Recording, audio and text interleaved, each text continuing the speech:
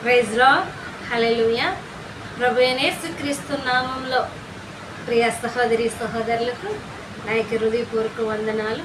ఈ దినము దేవుడు మనతో మాట్లాడిన మాట హెబ్రీయులకు రాసిన పత్రిక 11వ అధ్యాయము 10వ వచనం. యాలి అనగా దేవుడు దేనికి శిల్పియు నిర్మాణకుడై ఉన్నాడో పునాదులు గల పట్టణము కొరకు అబ్రహాము ఎదురు చూచుచుండెను. విశ్వాసమును బట్టి శారాయు వాగ్దానము చేసిన వాడు నమ్మదగిన వాడిని ఎంచుకొనెను గనుక తాను వయసు గతించినదైనను గర్భం ధరించుటకు శక్తి పొందెను. దేవుని స్తోత్రం, హల్లెలూయా. ఇక్కడ పరిశుద్ధాత్మ దేవుడు మనతో మాట్లాడిన విషయం ఏంటంటే విశ్వాసం వలన మనకు ప్రతిఫలము కలుగును. అయితే ఇక్కడ మరి అబ్రహాము శారమ్మకు మరి పిల్లలు పుట్టే అవకాశం లేదు. తన యొక్క మరి వృద్ధాప్యంలో